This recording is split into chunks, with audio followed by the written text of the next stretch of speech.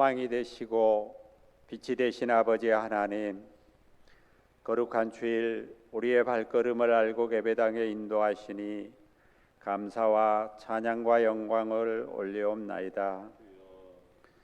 늘 예배드릴 때 주님의 뜻대로 살아가겠다고 다짐을 하지만 세상에서 살아가면서 말씀과 멀어져 세상과 벗하며 목이 곧은 종교인으로 살아가지 않았는지 우리 마음을 말씀에 비추어 보며 회개하는 은혜를 허락해 주옵소서.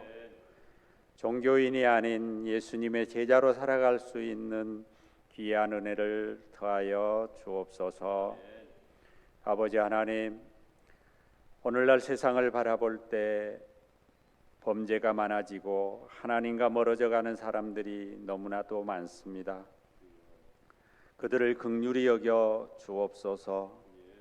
이 또한 먼저 믿는 저희들이 세상에서 빛과 소금의 역할을 감당하지 못했기에 세상은 더욱더 하나님과 멀어지고 마귀 사탄의 세력과 벗하는 모습으로 변해가는 죄악으로 물들어가는 이 사회를 믿음의 형제들이 변화시킬 수 있는 은혜를 허락해 주옵소서. 믿음의 성도들이 예수님의 뜻을 행함으로 세상을 변화시킬 수 있는 은혜도 주옵소서. 세상에서 하나님을 잘 알지 못하며 힘겹게 살아가는 주의 백성들을 긍휼히 여겨주시고 캄캄한 인생의 밤중에 야곱에게 찾아오신 하나님께서 그들에게 찾아오셔서 새 믿음과 용기와 확신을 허락해 주옵소서. 저희들의 힘으로는 광야와 같은 인생의 길을 홀로 갈 수 없사오니 전능하신 주님의 손길로 저희들을 붙들으시고 인도하여 주옵소서. 아버지 하나님의 은혜 가운데 주일학교 여름 행사를 잘 마치게 하심을 감사합니다. 주일 학생들이 행사에서 배웠던 하나님의 말씀을 몸과 마음속에 잘 새겨서 세상에 살아가면서 사탄의 세력을 이기고 말씀으로 행하는 은혜를 허락하여 주옵소서. 함께 하셨던 교사들에게도 한없는 은혜로 더하여 주옵소서.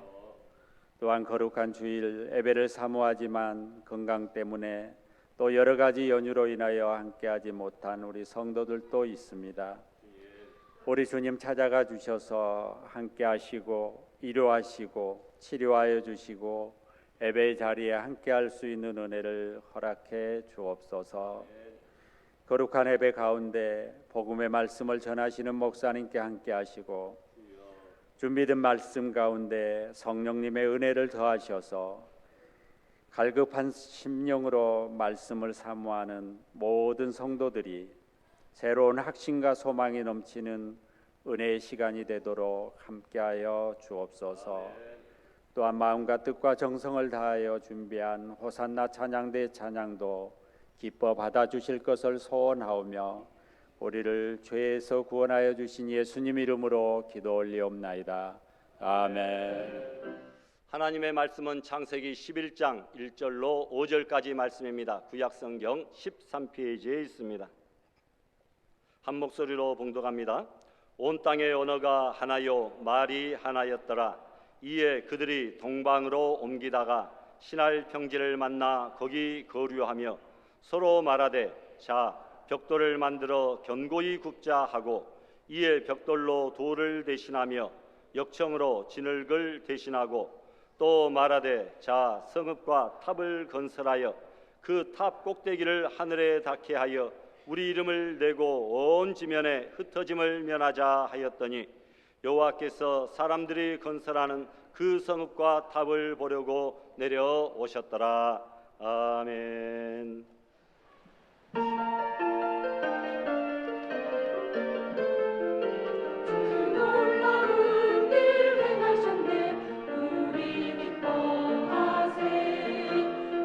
놀라운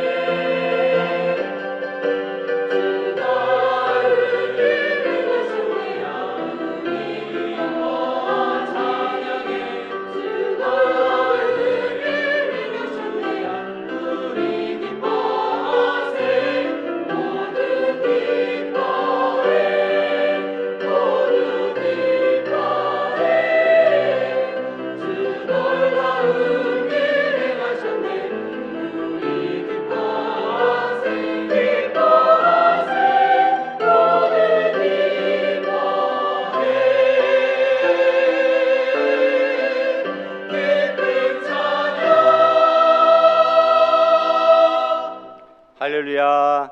아멘. 감사합니다. 오늘 여러분들 한 주간 동안 잘 지내신 것 같습니다. 그 증거가 오늘 이렇게 무더운 일기에도 또 바쁜 일정에도 다른 데 가지 아니하고 주님 앞에 나와 예배드리고 있는 이것이 바로 그 증거다. 복받은 증거다. 잘 지낸 증거다라고 생각합니다. 오늘 이 자리에 오신 분들은 부부 싸움도 안 하시고 가정에서 그렇게 또 평안하게 잘 지내신 분들이에요. 일주일 동안 다퉜으면 마음 상해서 교회 오겠습니까? 오는 길에 싸웠으면 이 자리에 부부가 같이 앉아 있겠습니까?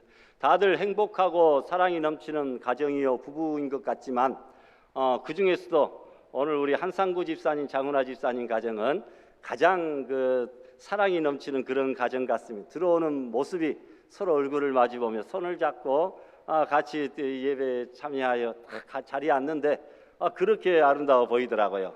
행복한 가정이구나. 한 주일 동안도 믿음으로 잘 사셨구나 이런 생각이 듭니다. 다른 모든 가정도 그런 은혜가 있는 줄 믿습니다. 또 우리 청년들의 앞길도 열리게 되고 좋은 소식들도 들려옵니다. 하나님께서 믿음 가운데서 승리하는 우리 귀한 교회와 가정 그리고 성도들, 자녀들, 사업장 다 될 수 있기를 축복합니다. 오래전에 타이타닉이란 영화가 상영되었습니다. 그 당시 전 세계적으로 인기를 모았고 아카데미상을 휩쓸었던 그런 영화입니다. 타이타닉이란 이런 영어의 뜻은 가장 강하다 그런 의미를 가지고 있습니다. 이 타이탄은 그리스 신화에 나오는 거인족의 이름입니다. 이 영화는 실제로 1912년에 있었던 사건인데 해가 지지 않는 나라 대영 제국은 그들 해양 제국의 명예를 걸고 영국의 권세를 세계 만방에 자랑하기 위하여 국가적으로 지원을 해가지고 심혈을 기울여 만든 배가 바로 타이타닉호입니다. 그들의 능력, 그들의 지혜, 그들의 국권을 다 동원해서 최대를 자랑하는 그런 배를 만들고 가장 호화스러운 배, 가장 큰 배, 가장 튼튼한 배라 자랑을 합니다. 그도 그럴 것이 길이가 270m나 됩니다. 무게는 47,000톤입니다. 기통까지의 높이는 20층의 건물 높이입니다. 당시 최대 군함의 2배의 크기였습니다. 이렇게 자랑을 하고 처음 출항할 때 온 세상이 떠들썩했습니다. 그리고 이 배가 출항하면서 또 하나 기네스 신기록을 내려고 했습니다. 그것은 속도죠. 대서양을 횡단하면서 될 수 있는 대로 빨리빨리 가서 이 배가 가장 크고 강하고 화려할 뿐만이 아니라 속도에서도 최고라고 자랑하고 싶었습니다. 그러니까 이 배가 영국을 떠나 뉴욕에 도착했을 때에 이 배는 세계에서 가장 빠른 배다 이렇게 신문에 대서특필되기를 원했습니다. 타이타닉호가 처음 출항할 때 선주가 이런 말을 합니다. 하나님이라도 이 배를 결코 침몰시킬 수 없다. 장담하면서 선주는 빨리빨리 최고 속도로 가라 선장을 재촉합니다. 하나님은 그 말을 듣고 하나님의 무서움을 알려주셨습니다. 마침내 4월 10일 처녀 출항한 이 배는 첫 번째 출항한 이 배는 5일 후에 빙하와 부딪혀서 파손되어 침몰하고 맙니다.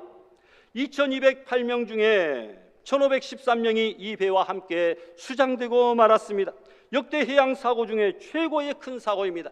인간의 교만을 하나님이 심판하신 것이죠. 타이타닉은 또 하나의 교만한 인간의 바벨탑이었다 이렇게 볼 수 있었습니다. 그런데 오늘은 교만한 자들의 이야기입니다. 오늘 본문은 노아 홍수 이후에 일어난 사건입니다. 홍수를 왜 주었습니까? 죄인들을 보고 회개하라고 하나님은 노아를 통하여 수백 년간 말씀하셨으나 그들은 돌아오지 않았으므로 약속하신 홍수로 세상을 심판하신 것입니다. 그러므로 당연히 그 후손들은 이제 우리는 조상처럼 죄악된 삶을 살지 말고 하나님의 말씀에 순종하여 말씀대로 살리라 이렇게 결심해야 되겠거늘 그렇게 하지 않았습니다. 하나님이 우리를 저주해서 홍수를 보내 그래 좋다. 그럼 이제 우리도 힘을 모아서 그 어떤 홍수가 오더라도 견딜 수 있는 그러한 높은 성과 탑을 쌓아보겠다. 그러니까 하나님과 한번 겨뤄보겠다.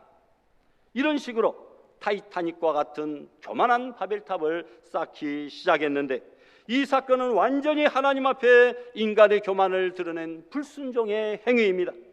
오늘 본문은 노아 홍수 후에 사람들의 삶이 어떠했는지를 보여줍니다. 노아의 세 아들을 통하여 번성하기 시작한 인류가 또 많은 수로 불어나게 되었습니다. 방주가 머물렀던 아라랏산을 중심으로 살던 그들이 좀 더 살기 좋은 땅을 찾아 동쪽으로 이동을 하다가 드디어 시날 평지에 도착하게 되었습니다. 평지라고 한 것을 보니까 농사하기에 아주 좋은 땅이었고 각종 짐승을 기르며 정착 생활을 하기에 적합한 곳입니다. 그런데 바로 이 복받은 시날 평지에서 인간은 하나 획기적인 기술을 발견하게 되었는데, 그것은 벽돌을 구워서 만드는 것입니다. 진흙을 이겨 벽돌 모양을 만들고 그것을 그냥 말리는 것보다는 높은 열로 구우면 아주 단단하고 좋은 이런 벽돌, 단단한 돌과 같은 건축 재료가 된다는 것을 알게 된 것입니다. 이것을 가지고 그런데 그들은 이상한 짓을 하기 시작합니다. 바로 크고 높은 바벨탑을 쌓기 시작한 것입니다. 인간들의 속성은 처음부터 하늘에 닿으려고 애를 써왔죠. 아담과 하와가 하나님처럼 되려고 하다가 타락했는데 이제 노아의 후손들은 바벨탑을 쌓아 하늘에 닿게 하려고 합니다. 사람들은 그들이 흩어지는 것을 막고 다시 있을지도 모르는 홍수에 대비하고 그 탑을 통해서 자기들의 힘과 영광을 후대에게 전하고 과시해보기 위한 목적으로 높은 성과 탑을 쌓은 것입니다. 바깥쪽에는 벽돌에 방수에 긴 역청이 발라져 있었습니다. 오늘날의 기술로는 별것이 아니지만 그 당시의 건축법으로는 대단한 것이었습니다. 그들이 탑을 쌓기로 한 이면에는 다음에 몇 가지 의도가 있죠. 사람들을 쉽게 집단적으로 통제하기 위하여, 그 바벨탑이라고 하는 구심점으로 사람들을 모으고 집단적으로 통제하기 위하여, 또 그들의 이름을 온 세상에 알리기 위해서, 그리고 그들끼리 분산을 막기 위하여, 흩어짐을 막기 위하여 바벨탑을 높이 쌓은 것입니다. 그러니까 바벨탑을 세운 것은 하나님이 다스리시는 신정제국이 아니라 인간 제국을 세우기 위한 하나의 도구였다라는 것입니다.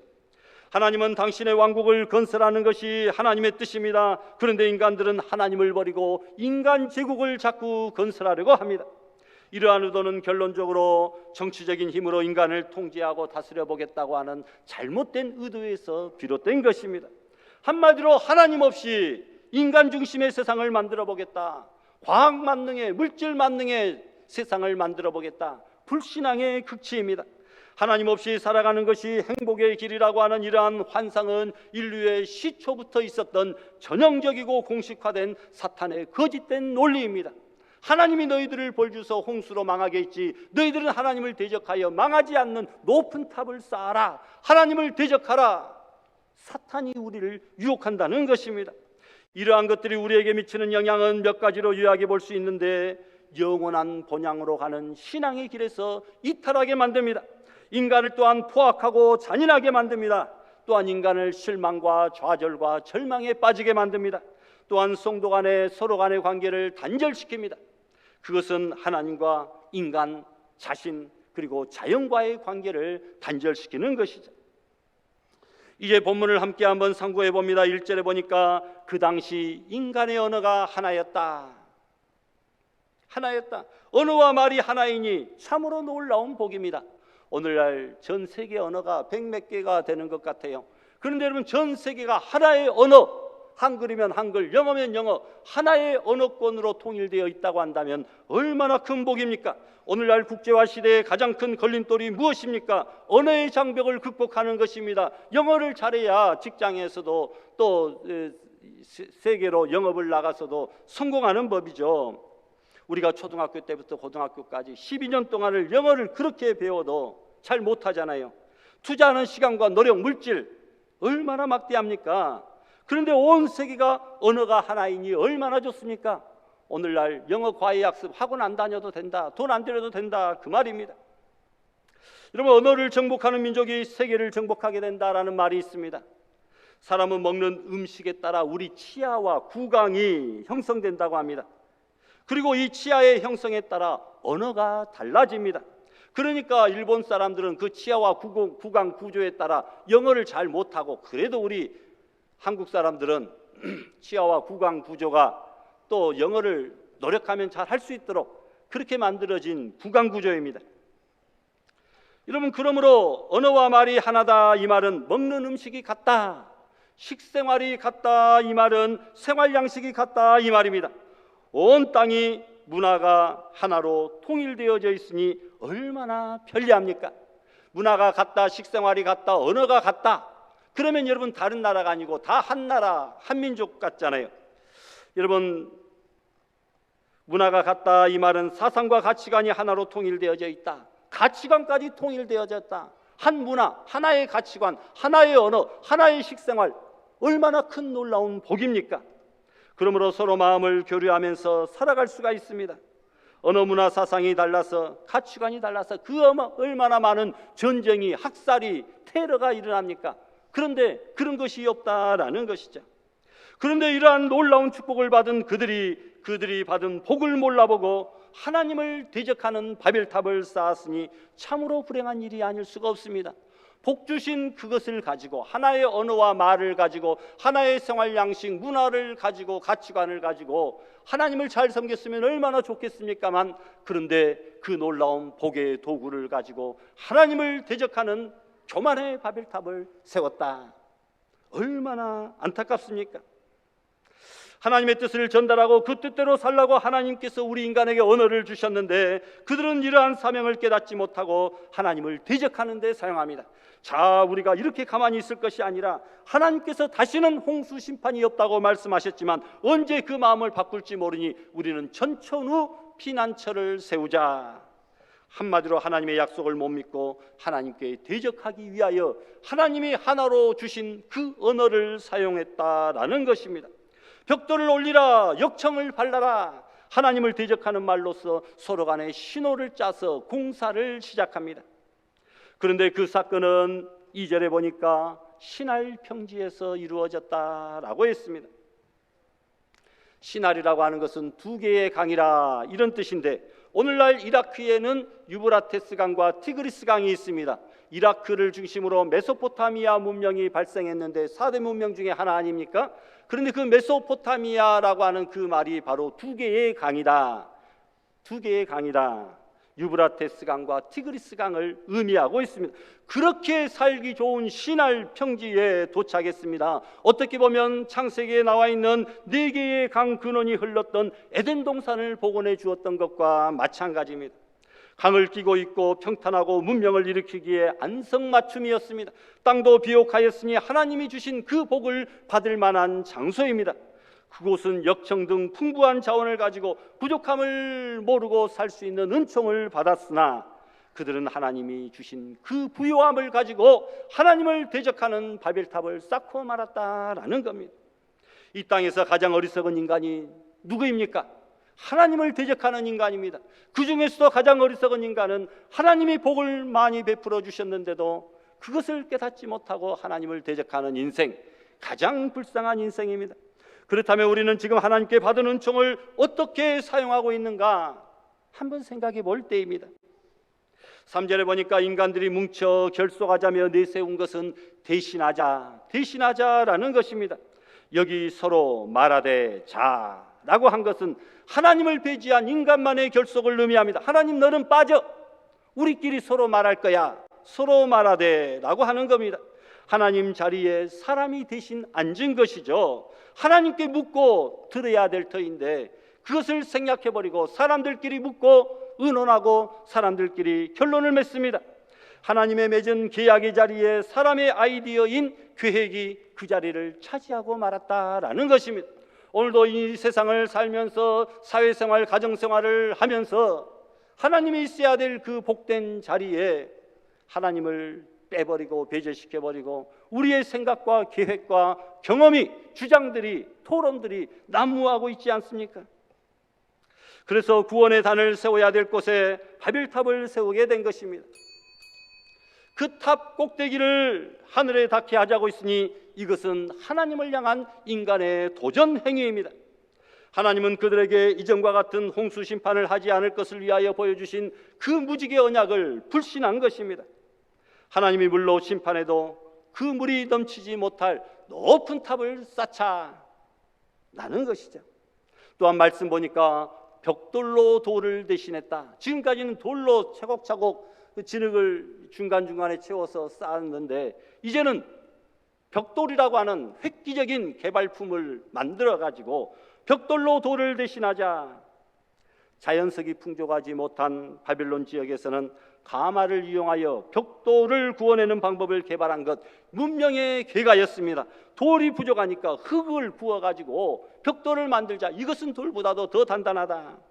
또한 역청으로 진흙을 대신했다라고 했습니다. 역청은 지금 보면 아스팔트입니다.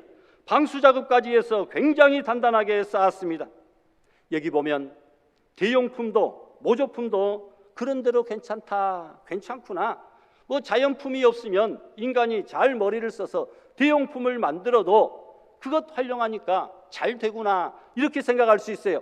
그런데 여러분, 신앙만큼은 대용품을 하나님이 인정해 주지 않습니다. 모조품을 하나님이 인정해 주지 않는다라는 겁니다. 신앙만큼은 참된 정품만을 하나님께서는 요구하고 있다라는 겁니다. 돌 대신에 벽돌을 쓰게 하고 진흙 대신에 역청을 써도 되지만 신앙은 모조품을, 대용품을 하나님께서는 결단코 기뻐하지 않으십니다. 하나님 앞에 예배 드리는데 뭐 이곳이면 어떻고 저곳이면 어때? 하나님 앞에 헌금 드리는데 이렇게 드리면 어떻고 저렇게 드리면 어때? 여러분, 그리고 신앙생활 하는데 내 편리대로 내 생각대로 살아가면 되지. 또 참된 진리도 모르고 잘못된 주장과 잘못된 교리를 전파하는 곳에 기웃기웃거리고 이단 사설에 미혹되는 그런 모조품과 대용품을 하나님은 결코 인정하지 않으신다는 말입니다. 절대 참신앙, 절대 순수한 신앙, 이 신앙을 소유할 수 있기를 바랍니다. 어떤 사람들은 불평지로 이런 말합니다. 예수님도 안 믿고 알라신만 섬기는 저 중동 땅에 석유가 펑펑 나오도록 해서 부자 나라가 되게 하고 왜 우리나라는 석유가 한 방울도 나오지 않는가? 우리는 하나님을 잘 믿는데. 여러분, 중동 지방은 석유가 물보다 더 쌉니다. 그러나 여러분, 석유가 없이는 살아도 물 없이는 살 수가 없다는 것이죠.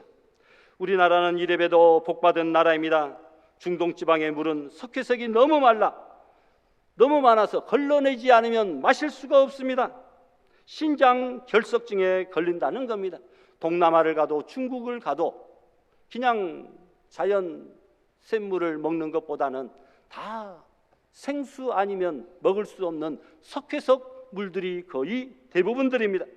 그곳은 물을 마시기가 얼마나 고통스럽겠습니까? 세계에서 지하수로 자연 생수를 마시는 나라는 얼마 되지 않는다. 10손가락을 꼽는다라는 겁니다. 그렇다면 여러분, 우리나라 생수가 얼마나 시원합니까? 지금도 계곡에 가면 조금 수질이 오염되기는 했지만 그냥 계곡물 떠 마셔도 그렇게 큰 탈이 나지 않는 아주 좋은 생수가 있는 나라에 우리는 살고 있다라는 것입니다. 여러분, 석유가 안 나온다고 불평하지 마시고 좋은 생수를 주신 하나님 앞에 감사할 수 있기를 바랍니다. 여러분, 그들이 바벨탑을 쌓는 목적이 무엇입니까? 세 가지로 나오는데 4절에 보니까 하늘에 닿도록 가자. 이 뜻은 하늘에 맞서보자, 하늘에 한번 대항해보자, 이런 의미입니다. 그들의 기억 속에는 조상들이 홍수 때문에 다 죽었다 라는 기억이 생생합니다. 우리 조상들은 홍수 때문에 다 죽고 노아 한 가정만 살아남았다. 그러니 또다시 홍수가 나면 어떻게 되겠는가? 우리가 사는 꼬라지, 죄악된 꼬라지를 보니까 홍수가 또다시 와도 이상하지 않을 것 같은데 또다시 홍수가 임하면 어떻게 하지? 그래서 힘을 모아서 성을 짓고 탑을 쌓되 아라랏산 꼭대기보다도 더 높은 성과 대를 쌓아서 홍수가 나도 대피할 수 있도록 하자. 얼마나 거창하고 멋진 원대한 계획을 세웠습니까? 여러분, 모든 불신앙의 뿌리는 의심입니다. 창세기 9장에서 하나님은 다시는 인류에게 홍수 심판을 내리지 않겠다 무지개 언약을 주었건만 그들은 죄성으로 마음이 불안하고 그래서 의심을 하게 됩니다. 예수님 왜 의심하느냐? 책망합니다. 의심하는 자 마치 바람에 밀려 요동하는 바다 물결 같다. 신앙의 가장 기본은 믿음입니다. 믿기만 하면 죽었던 나사로가 살아납니다. 달리다쿰 소녀야 일어나라. 주님의 능력을 믿었더니 회당장 야이로의 딸도 살아납니다. 그러나 의심하는 자들에게는 이런 놀라운 능력과 은혜가, 기적이 일어나지가 않습니다. 오늘도 믿음의 역사는 기적을 일으킵니다. 그러나 의심은 파산과 멸망을 가져옵니다. 인간끼리도 의심이 생기면 오해가 생깁니다. 오해가 생기면 분쟁이 일어납니다. 마귀는 끊임없이 우리들에게 의심을 일으키도록 합니다. 부부간의 의심, 부모 자식 간의, 친구끼리도, 심지어 성도와 목사까지도 그 관계 사이에도 자꾸 의심을 불어넣습니다. 그래서 분쟁을 일으키게 하고 결국은 파산으로, 멸망으로 이끈다는 것입니다. 절대로 우리는 서로를 의심케 하는 마귀의 깸에 넘어가지 마시기를 바랍니다.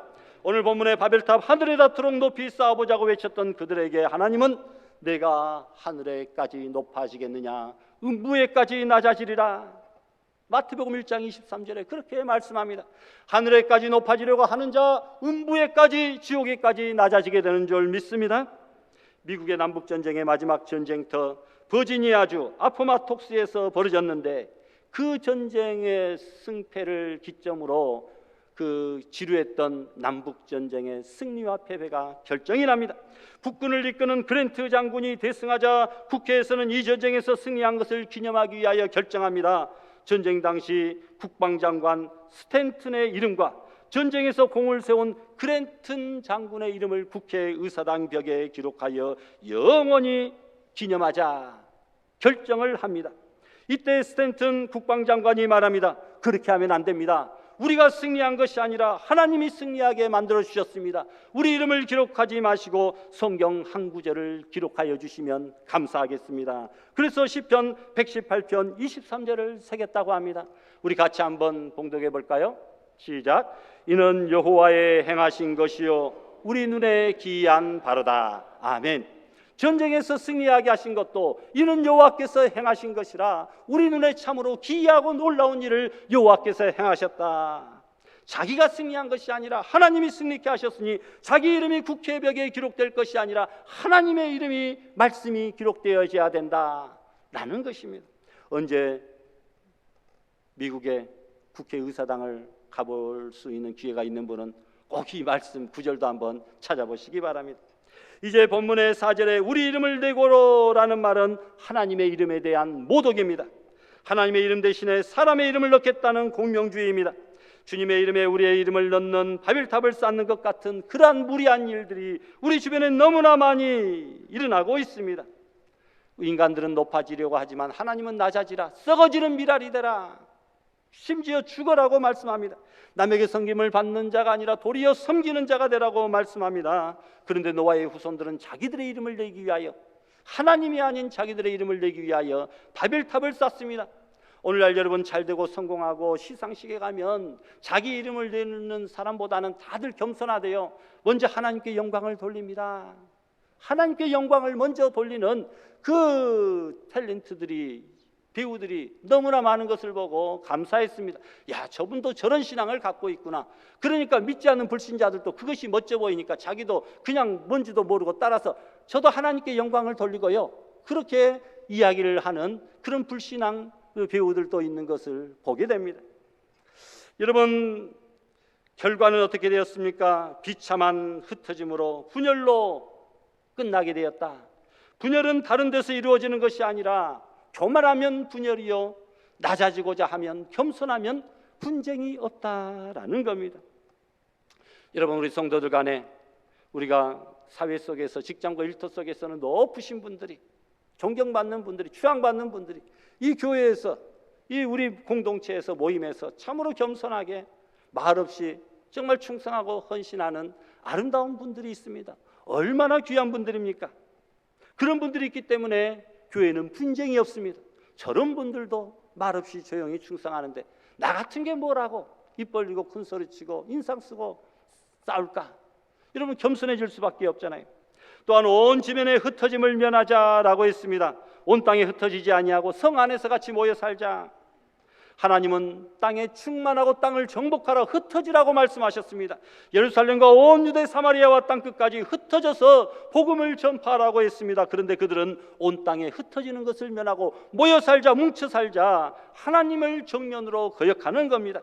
교회의 사명이 바로 흩어지는 것입니다. 그리스도인들이 부름받아 이 자리에 모여서 하나님의 말씀으로 양육받고 기도해서 능력받고 또다시 사명을 안고 우리 모두가 그리스도인의 지체로서 가정 속으로, 사회 속으로, 직장 속으로 예수님의 증인으로서, 예수님의 향기로서, 그리스도의 사신으로서 흩어지는 그런 교회가 되어야 될 줄 믿습니다. 그래서 주일 예배는 무엇입니까? 일주일간에 우리가 살았던, 흩어져서 복음을 전했던 그것을 가지고 와서 선교 보고하는 자리가 예배입니다. 그리고 말씀을 통하여, 예배를 통하여, 성도 간의 교제를 통하여 다시 한번 힘을 얻고 재충전받아 세상으로 파송되고 흩어져서 복음을 전하는 것이 바로 오늘 복된 주일의 예배인 줄 믿습니다. 그래서 교회는 모이는 교회와 흩어지는 교회가 있습니다. 에클레시아라고 하는 것은 세상으로부터 부름받은 사람들의 모임이다. 디아스포라라고 하는 것은 흩어졌다라는 그런 의미입니다. 여러분, 모여서 은혜 받고 능력 받아 세상에 흩어져서 복음의 사명을 힘있게 감당하고 빛과 소금의 사명을 감당하는 성도들이 되시기를 바랍니다. 바벨탑에는 정치적인, 과학적인, 종교적인 이런 바벨탑들이 있습니다. 여러분, 그리고 여호와께서 인생들에 쌓는 성읍과 탑을 보시려고 내려오십니다. 5절에 그렇게 말씀하고 있습니다. 하나님께서 그들의 쌓고 있는 성과 대를 다 보시고 내려왔습니다. 아하, 이들을 그냥 이대로 내버려 두어서는 안 되겠구나. 저들이 도를 넘었구나, 선을 넘었구나. 하나님께서 생각하셨습니다. 여기 내려오셨더라, 내려오셨더라. 이 하신 말씀을 한 유대 랍비는 이렇게 풀이합니다. 하나님이 자비의 보좌에서 심판의 보좌로 내려오셨다. 지금까지는 사랑으로 베풀어 주셨지만 이제부터는 공의로 엄격하게 다스리시고 판단하시고 심판하시고 벌 주시겠다. 자비의 보좌에서 심판의 보좌로 내려오셨다. 그런 일이 발생하지 않도록 우리는 더욱더 겸손하게 주님을 섬겨야 될 줄 믿습니다. 하나님은 오늘도 주약의 자리가 이루어지고 있는 그곳에는 언제든지 하나님께서 강림하신다는 사실을, 우리 성도들이 믿음의 자리에서 이탈하고 신앙의 자리에서 이탈하는 그 자리에 하나님께서 보좌의 자리에서 심판의 자리로 내려오신다고 하는 사실을 분명히 기억하시기를 바랍니다. 완전 범죄라고 의시되지만 그분은 다 알고 계십니다. 불꽃 같은 그분의 눈동자를 피할 사람이 없다라는 것이죠. 또한 여러분, 7절에 보니까 언어를 혼잡케 하셨다라고 했습니다. 자, 우리가 내려가서, 여기 우리는 복수로 삼위일체 하나님이시기 때문에 우리라는 복수를 썼습니다. 언어를 혼잡케 하여 그들을 서로 알아듣지 못하게 하자. 언어를 혼잡케 하자. 당장 회오리바람으로 탑을 쌓는 사람들을 그냥 확 날려버리고 천둥번개를 쳐서 그냥 무너뜨려버리면 좋을 것 같다. 우리는 그렇게 생각하지만 하나님은 그렇게 하지 아니하시고 좀 더 고차원적인 유머스러운 방법을 사용하셨습니다. 그렇게 내가 힘쓰지 않아도 언어가 혼잡시켜버리니 위에서 야 벽돌 올려라 하니까 엉뚱한 나무를 올립니다. 벽돌 올려 소리치는데 역청을 올립니다. 벽돌이 필요하다니까 왜 역청 올려? 큰 소리가 오고 갑니다. 짜증이 납니다. 결국은 싸움질이 납니다. 주먹이 오고 갑니다. 그들은 서로 통하는 말을 가지고 하나님을 예비하기보다는 악한 일을 도모했습니다. 그래서 하나님께서 그들의 하는 어리석은 생각과 행동을 막으시는데 가장 쉬운 방법으로 그들의 언어를 혼잡하게 각각 다르게 만드셨다. 서로 알아듣지가 못합니다. 인상을 씁니다. 결국은 주먹질이 오가고 나눠지게 되었습니다. 그러니까 바벨탑 공사가 진행될 수가 있겠습니까? 자연스럽게 말이 통하는 사람끼리 모이게 되었고 그들끼리 종족을 형성하여 각각 자기들의 삶의 자리를 찾아 각 나라들로 흩어지게 되었다. 오늘날 그래서 각 나라와 민족이 이렇게 나뉘어져서 흩어져서 각 처소마다 자기들의 본거지를 정하고 그리고 말들이 전부 다 달라져서 이렇게 서로 통하지 않게 살아가는 세상이 되었다. 다시는 인간의 본성을 하나님께서 아심으로 다시는 그들이 마음을 모으고 뜻을 모아서 하나님을 대적하는 교만한 행위를 하지 못하도록 하기 위하여 언어를 흩어버리시고 민족을 나눠버리시고 처소를 옮겨버리신 그 하나님의 모습을 우리는 깨닫게 됩니다. 자연스럽게 교만의 상징 바벨탑 공사가 그치게 되었고 하나님에게까지 높아지고자 했던 인간의 교만은 멈추게 되었다, 꺾이게 되었다라는 것입니다. 오늘날 인간이 로켓을 발사하고 인공위성 또 우주선이 화성을 탐사하고 달에 착륙하고 이러면 그 능력이 뛰어나고 발전했다 할지라도 우리는 하나님의 피조물일 뿐이다. 인간의 하나님의 피조물이다. 인간 생명을 복제할 수 있는 기술을 개발하고 상상할 수도 없는 우주 개발의 놀라운 업적을 이루었다 할지라도 그것이 인간을 창조주의 자리에 앉게 하는 것은 결코 아니다라는 겁니다. 결코 아니다. 그것은 또 하나의 바벨탑을 쌓을 뿐이다. 바벨탑을 쌓을 뿐이다. 여러분, 우리 인간의 피 한 방울도 우리가 만들지 못합니다. 비슷하게는 만들 수 있을지 몰라도 그것을 인간이 만든 피를 가지고 사람에게 주입해서 그 사람이 오랫도록 살았다, 이런 보고가 아직 있지를 않습니다. 가장 기본적이고 기초적인 생명의 세포조차도 만들지 못하면서 어떻게 하나님의 창조주의 자리에 스스로 앉고 그 창조주 하나님을 도전하려고 하는 인간의 행위는 참으로 어리석을 뿐이다 라는 것입니다. 만물의 찌꺼기와 같은 미물들이, 짐승이, 곤충들이 사람을 위협하고 사람의 자리에 앉고 사람을 다스리려고 한다고 한다면 얼마나 웃긴 일이겠습니까? 우리는 무너진 바벨탑을 보면서 혹시 우리 속에 이런 무너져야 될 바벨탑을 쌓아놓고 있지는 않은지 우리 자신을 살펴보시기를 바랍니다. 혹시 하나님보다 더 신뢰하는 것이 있다고 한다면 그것은 우상이요 곧 또 다른 바벨탑이다. 우리가 물질을 하나님보다 더 신뢰한다면 하나님은 그 물질의 바벨탑 속에 갇혀 있다가 멸망당하지 아니하도록 그 물질을 결국은 흩어버리실 것입니다. 권력의 바벨탑 속에 쌓여져서 하나님을 외면하고 무시한다고 한다면 하나님은 그 권력의 바벨탑 안에 매몰되지 아니하도록 그 권력의 바벨탑을 하나님께서는 무너뜨려 버리실 것이다 라고 하는 사실이죠. 하나님은 오늘도 우리의 모습을 살피고 계십니다. 하나님을 떠나 이 땅의 것을 의지하고 그것을 하나님을 그것으로 대신하려고 한다면 저들이 쌓고 있는 바벨탑을 더 이상 쌓지 못하도록 저들이 쌓고 있는 바벨탑을 흩어버리자. 우리의 사업장도, 우리의 인생도, 우리의 가정도, 자녀도 여러분 다 흩어버리시면 어떻게 되겠습니까? 그것을 이용하여, 복 주신 그것을 이용하여 하나님을 더 잘 섬기고 영광을 돌려야 될 터인데, 그것 때문에, 직장 때문에, 일터 때문에, 세상에서의 명예 때문에, 물질 때문에, 이성 때문에 하나님을 섬기지 못하고 대적하고 있다고 한다면 하나님께서는 심판의 보좌로 내려오셔서 우리의 바벨탑들을 흩어버리실지도 모른다고 하는 사실을 믿으시기를 바랍니다. 여러분, 마지막으로 8절에 보니까 하나님이 막으시면 이길 자가 없습니다.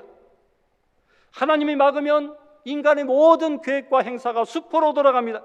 바벨탑의 인간 문화는 하나님이 막으심으로 혼잡 문화로 끝났습니다. 9절에 언어를 혼잡하게 하셨고 그들을 온 지면에 흩어버리셨습니다. 잼버리 대회가 파행으로 끝날 뻔했죠. 얼마나 혼잡하고 또 안 되니까 전국적으로 이렇게 흩어져서 또 이런저런 체험을 하게 하다가 또 다시 한 곳으로 모이게 했는데 차량이 1550대 전세버스가 한 곳에 한 날 한시에 같이 모이려고 하니까 길이가 15km나 되고 엄청난 혼잡과 이런 것들이 예상되고 힘들었다. 이것을 우리는 잘 알고 있잖아요. 여러분, 하나님께서는 흩어버리신다. 흩어버리시면 얼마나 무서웁니까? 바벨이란 말은 그래서 혼잡이다, 혼란이다, 이런 뜻입니다. 바벨탑은 혼잡, 혼란. 하나님께서 흩어버리셨다. 언어의 혼잡, 사상의 혼잡, 행동의 혼잡이 다가와서 그들을 결국은 분열시킵니다. 선을 위하여 힘을 모으거나 하나님의 영광을 위하여 서로 단결하는 것을 기뻐하시지 하나님을 대적하기 위하여 서로 모이는 그 행위를 하나님은 기뻐하지 않으신다는 것입니다. 따라서 우리는 인간의 한계의식을 느끼며 우리가 쌓으려고 하는 세상의 교만한 바벨탑을 중지하고 바벨탑이 아니라 신앙의 탑을 쌓으시기를 바랍니다. 인간의 바벨탑에서 뛰어내려 십자가 밑으로 나오는 믿음의 성도들이 다 될 수 있기를 주님의 이름으로 축원합니다.